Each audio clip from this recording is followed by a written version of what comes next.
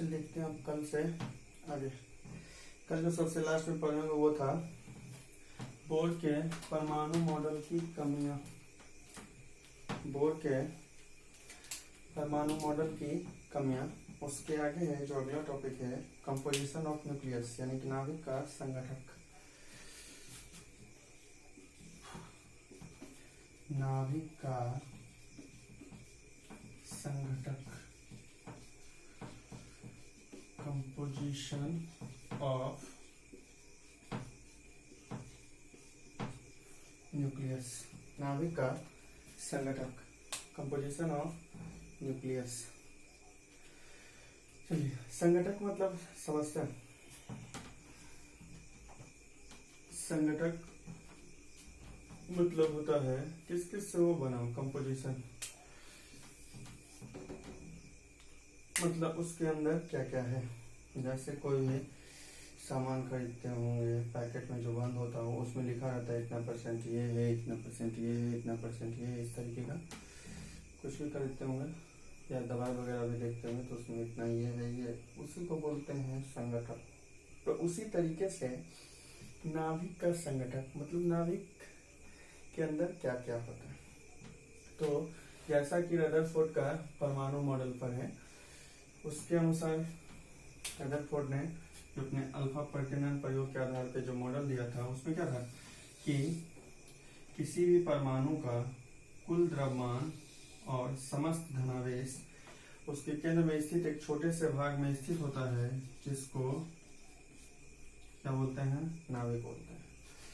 जो रदरफोर्ड का अल्फा कण प्रकीर्णन प्रयोग था उसके आधार पर जो मॉडल दिया गया रदरफोर्ड का परमाणु मॉडल उसमें उन्होंने यह बताया कि किसी भी परमाणु का समस्त धनावेश और कुल द्रव्यमान, यानी कि जितना उसका धनावेशित होता है, प्लस वाला आवेश होता है, और उसका कुल द्रव्यमान जो होता है वो केंद्र में एक किसी छोटे से भाग में होता है, जिसको नाभिक या न्यूक्लियस कहते हैं। यानी कि टोटल जो पॉजिटिव चार्ज है वो और टोटल मास वो सेंटर में किसी छोटे भाग में रहता है, उसको बोलते हैं न्यूक्लियस या नाभिक हिंदी में। ठीक है। अब ये जो मॉडल दिया गया इसके अनुसार से जो धनावेशित कण होता है, तो नाभिक का संगठक, तो नाभिक का संगठक में जो होता है, नाभिक में रहता है धनावेशित कण, और उस धनावेशित कण का नाम दिया गया है प्रोटॉन।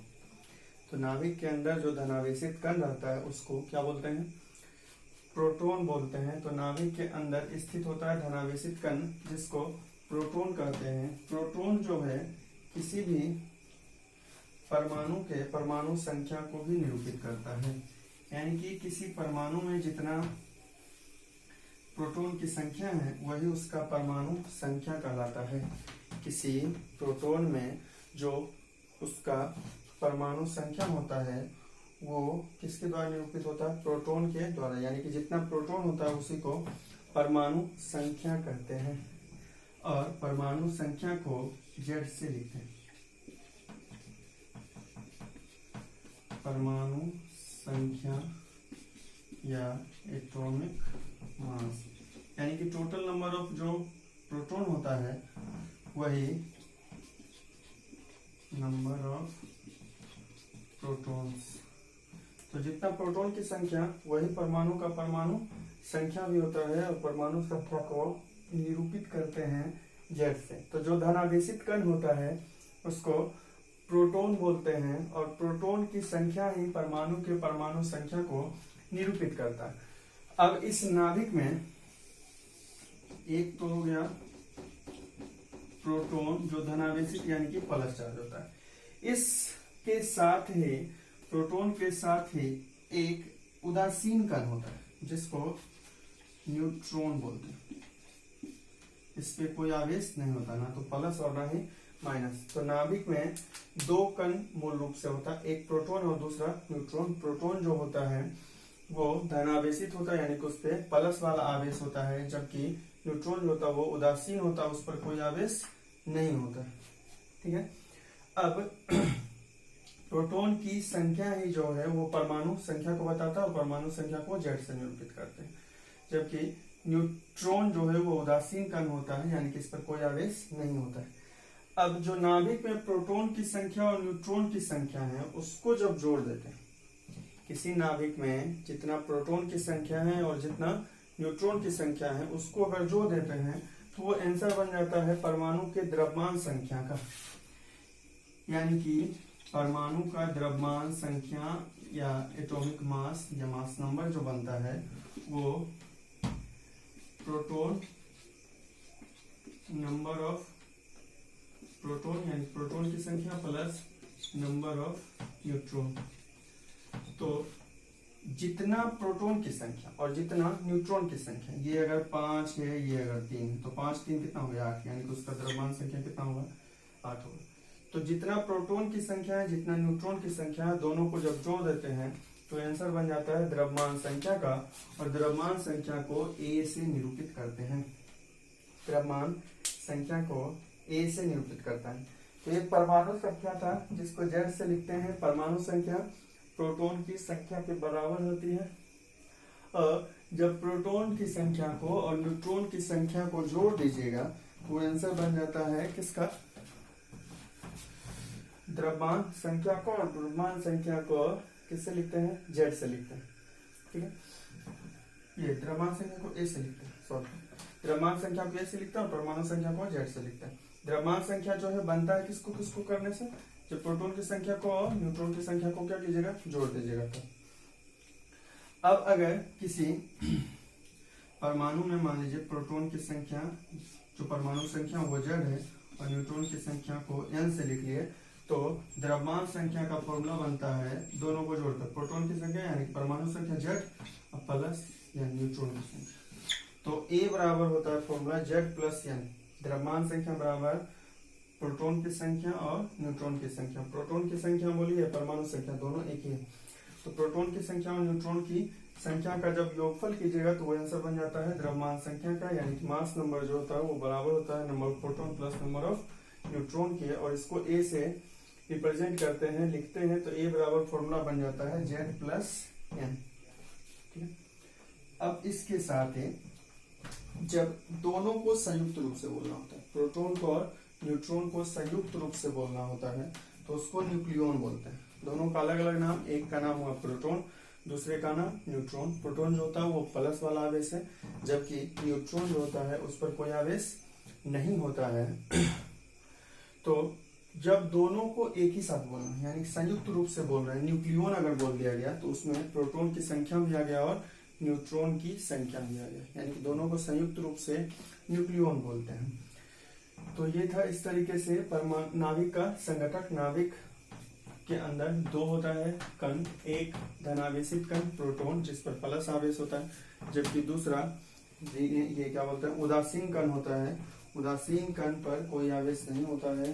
प्लस वाले आवेश यानी धनावेशित कण जो होता है उसको प्रोटॉन बोलते हैं, जबकि जो उदासीन होता है उसको न्यूट्रॉन बोलते हैं। दोनों को जब जोड़ दीजिएगा तो वो आंसर बन जाता है द्रव्यमान संख्या का, और द्रव्यमान संख्या को ए से लिखते हैं। द्रव्यमान संख्या को ए से लिखते हैं, और ए बराबर फॉर्मूला होता है जेड प्लस एन। ठीक है, अब अगर कोई रासायनिक तत्व है, कुछ भी मान लीजिए यक्स, तो केमिस्ट्री में ये सब पढ़ा हुआ होगा, इसको निरूपित किस तरीके से करते हैं। ये अगर यक्स है तो ऊपर में परमाणु संख्या होता है C12, हाँ ये क्या बोलते हैं, ऊपर में परमाणु भार या द्रव्यमान संख्या होता है, नीचे में परमाणु संख्या होता है। तो अगर ये कोई रासायनिक तत्व यक्स है, इसका द्रव्यमान संख्या A और परमाणु संख्या Z है, तो इसका जो सांकेतिक यानी कि सांकेतिक निरूपण जब इसको संकेत के रूप में लिखेंगे तो यक्स ऊपर में ये बता रहा है द्रव्यमान संख्या को, और ये बता रहा है परमाणु संख्या को। ये सब कुछ केमिस्ट्री में पढ़ा हुआ होगा। तो अगर कोई एलिमेंट यक्स है जिसका मास नंबर A है और एटॉमिक नंबर Z है, तो एटॉमिक नंबर जो होता है वो नीचे, Z जो है वो नीचे होगा, जबकि मास नंबर जो है वो ऊपर होता है। तो इस तरीके से लिख देते हैं। तो ये परमाणु संख्या, जैसे जानते होंगे हाइड्रोजन एक इस तरीके से, तो ये जो है इसमें बता रहा है परमाणु संख्या भी एक है और इसका परमाणु द्रव्यमान भी जो कितना है 1 है, या द्रव्यमान संख्या भी 1 है। इसी तरीके से हाइड्रोजन के बाद हीलियम, तो 2 3 इस तरीके से। तो ये इस तरीके से हुआ। तो इसमें भी फिर बताइए इसको परमाणु संख्या को और ये परमाणु भार को या द्रव्यमान संख्या को। ठीक है, इतना देखिए। तो ये था नाभिक का संगठक। नाभिक का संगठक बहुत छोटा है और खड़ा रहते हैं तो सही तरह से दिखाई नहीं पड़ता, इस कारण से देखिए बोर्ड पे। बोर्ड पे जो लिखा हो वो नाभिक का संगठक है। नाभिक बनता है 2 कणों, मतलब नाभिक के अंदर 2 कण होता है, एक प्रोटॉन होता है और दूसरा न्यूट्रॉन होता है। प्रोटॉन धनावेशित होता है जबकि न्यूट्रॉन जो होता है उस पर कोई आवेश नहीं होता है। जो धनावेशित कण प्रोटॉन होता है उसी की संख्या को परमाणु संख्या भी बोलते हैं। परमाणु संख्या को Z से लिखते हैं। जब परमाणु संख्या और न्यूट्रॉन की संख्या को जोड़ दीजिए तो वो आंसर बन जाता है परमाणु के द्रव्यमान संख्या का, जिसको A से लिखते हैं। A बराबर फॉर्मूला हो जाता है Z प्लस N। A बराबर फॉर्मूला जो बनता है वो होता है Z प्लस N। इस तरीके से फिर जब रासायनिक संकेत के रूप में लिखना होगा तो द्रव्यमान संख्या जो होता है वो ऊपर में होता है और परमाणु संख्या जो होता है वो नीचे में होता है। ठीक है, दोनों को संयुक्त रूप से जब प्रोटॉन और न्यूट्रॉन को बोलना होता है तो उसको बोलते हैं न्यूक्लियॉन। प्रोटॉन और न्यूट्रॉन को संयुक्त रूप से न्यूक्लियॉन कहते हैं। ठीक है, तो ये था नाभिक का संगठक। संगठक मतलब नाभिक किस किस से बना होता है, यानी नाभिक के अंदर क्या क्या होता है। ठीक है, अब देखते हैं आगे अगला। अब दोनों के बारे में एक बार प्रोटॉन के बारे में और एक बार न्यूट्रॉन के बारे में।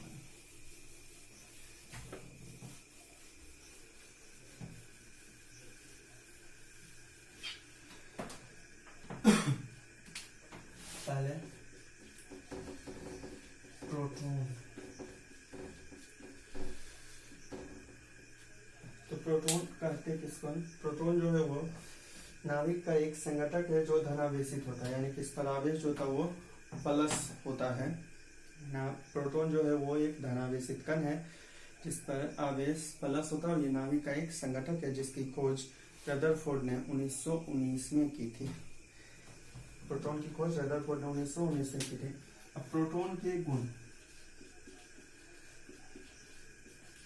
प्रोटॉन के गुण सबसे पहला हो गया कि ये धनावेशित होता है, यानी कि इस पे जो चार्ज होता है पॉजिटिव चार्ज।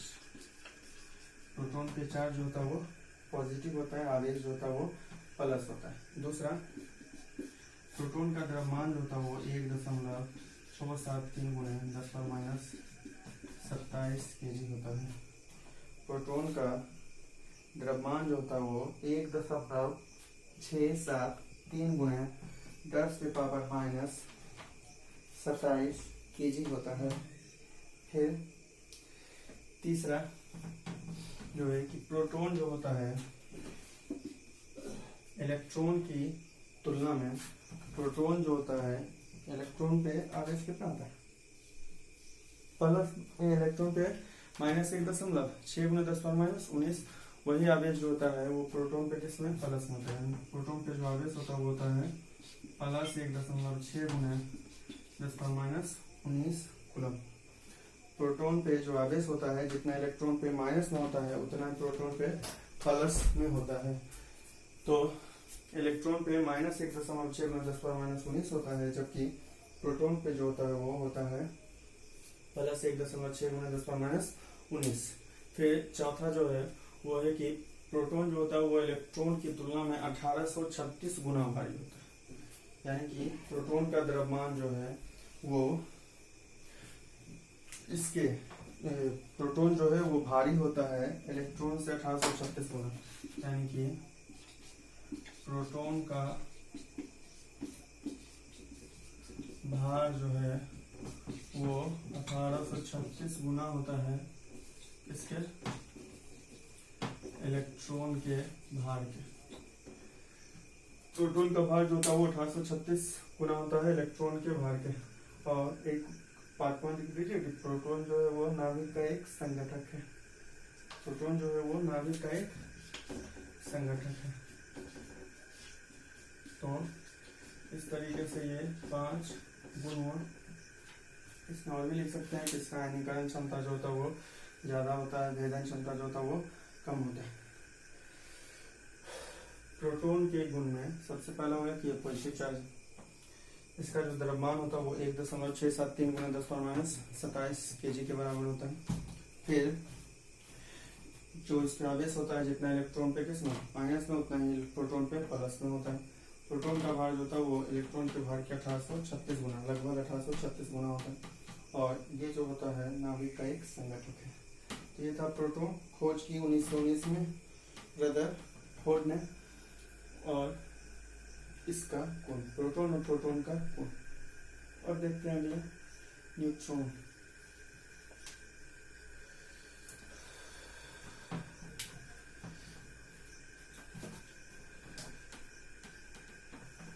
इसको देख लीजिए बात।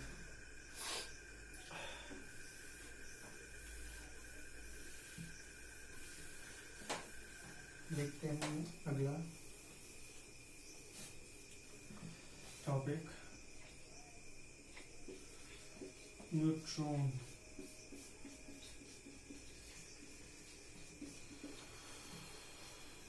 न्यूट्रॉन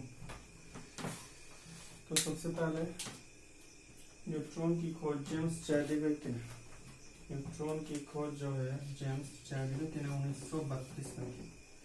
न्यूट्रॉन की खोज जेम्स चैडविक ने 1932 में की। और ये जो है वो नाभिक का एक संगठक है। ठीक है, अब इसका जो गुण होगा न्यूट्रॉन के गुण, प्रॉपर्टीज ऑफ न्यूट्रॉन। पहला तो गया कि ये उदासीन होता है, चार्जलेस, उदासीन चार्जलेस। तो न्यूट्रॉन पर कोई आवेश नहीं होता है, ये उदासीन होता है यानी कि चार्जलेस होता है। दूसरा है न्यूट्रॉन का द्रव्यमान जो होता है वो लगभग प्रोटॉन के द्रव्यमान के बराबर ही होता है। वहां पे जो 3 था उसको 5 कर दीजिए, 10⁻27 kg, 1.675 गुणे 10⁻27 kg। न्यूट्रॉन का जो द्रव्यमान होता है वो है 1.675 गुणे 10⁻27 kg। दोनों का लगभग बराबर ही लेता हूँ। वहां पे सिर्फ 3 था, ये 5। फिर तीसरा जो पॉइंट है वो है कि इसका जो है भेदन क्षमता अधिकतम है, अधिक होता है, यानी कि रिजोल्विंग पावर जिसको बोलते हैं वो इसका ज्यादा होता है न्यूट्रॉन का। क्यों ज्यादा होता है? भेदन क्षमता मतलब हुआ अगर ये कोई वस्तु है, भेदन मतलब हुआ इस तरफ से उस तरफ चला जाए, यानी कि इसको एक तरफ से दूसरी तरफ से जो गुजर जाता है उसको बोलते हैं भेदन क्षमता। तो न्यूट्रॉन का जो भेदन क्षमता होता है वो सबसे अधिक होता है। और चौथा, आयनीकरण क्षमता कम होता है, क्षमता आयनाइजेशन पावर, आयनीकरण क्षमता जो होता है वो कम होता है क्योंकि ये इस पर कोई आवेश नहीं है, क्योंकि इस पर कोई उदासीन होता है, इस कारण से इसका आयनाइजेशन पावर जो होता है वो कम होता है। और पांचवा वही कि ये क्या है, नाभिक का एक संगठक है, नाभिक का संगठक। तो न्यूट्रॉन की खोज की किसने? जेम्स चैडविक ने कब? 1932 में। फिर जब इसको बहुत पढ़िएगा तो उसमें आ गया पहला कि न्यूट्रॉन जो होता है वो उदासीन होता है, यानी कि इसका कोई आवेश नहीं होता है। फिर दूसरा जो न्यूट्रॉन का द्रव्यमान होता है वो लगभग प्रोटॉन के द्रव्यमान के बराबर होता है, जो लगभग कितना है 1.675 गुणे 10⁻27 kg। फिर भेदन क्षमता जो होता है वो इसका सबसे अधिक होता है और आयनीकरण क्षमता जो होता है वो सबसे कम होता है। फिर इसके आगे जो है पांचवा है कि ये नाभिक का क्या है, एक संगठक है। इसको देखिएगा,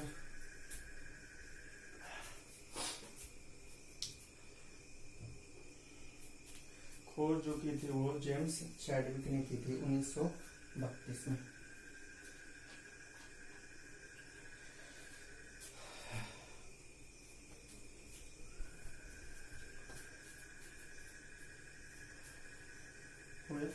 तो अभी तक पढ़े नाभिक का संगठक है, एक प्रोटॉन और दूसरा न्यूट्रॉन।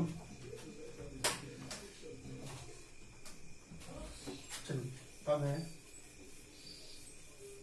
अगला टॉपिक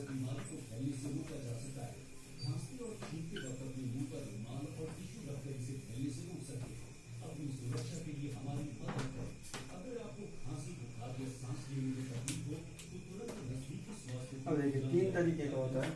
एक होता है समस्थानिक, एक होता है समभारिक और एक होता है सम न्यूट्रॉनिक। समस्थानिक, समभारिक और सम न्यूट्रॉनिक। चलिए समस्थानिक बिल्कुल समझ लो, इंग्लिश में बोलते हैं आइसोटॉप्स।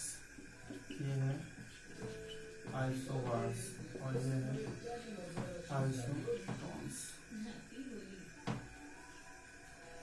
चलिए जैसा नाम है बिल्कुल वैसा। सम मतलब क्या होता है? बराबर, स्थान, यानी कि वैसा तत्व जिसका स्थान जो बताता है वो बताता कौन? परमाणु संख्या। इसका मतलब यानी कि वैसा तत्व जिसका परमाणु संख्या जो होता है वो क्या होता है? एक जैसा यानी कि बराबर होता है, लेकिन परमाणु भार जो होता है वो अलग अलग होता है, उसी को बोलते हैं समस्थानिक। वैसा तत्व जिसका परमाणु संख्या यानी कि Z वाला जो मान होता है वो क्या होता है? बराबर होता है, लेकिन परमाणु संख्या जो है वो बराबर होता है, लेकिन परमाणु भार जो होता है वो क्या होता है? अलग अलग होता है। इसको बोलते हैं समस्थानिक। समस्थानिक में प्रोटॉन की संख्या क्या होती है? परमाणु संख्या जो है वो बताता किसको? प्रोटॉन की संख्या को। तो इसमें जो है समस्थानिक में जो होता है वो प्रोटॉन की संख्या बराबर होती है। समस्थानिक में प्रोटॉन की संख्या बराबर होती है, लेकिन न्यूट्रॉन की संख्या अलग अलग होती है। जैसे हाइड्रोजन 1 2 1 2 फिर 1। हाइड्रोजन का देखिए एक जो है नीचे जो है वो बता रहा है किसको? परमाणु संख्या, और ये जो है बता रहा है परमाणु भार, मतलब एटॉमिक मास और एटॉमिक नंबर। तो तीनों देखिए हाइड्रोजन, यहाँ ये भार जो है एक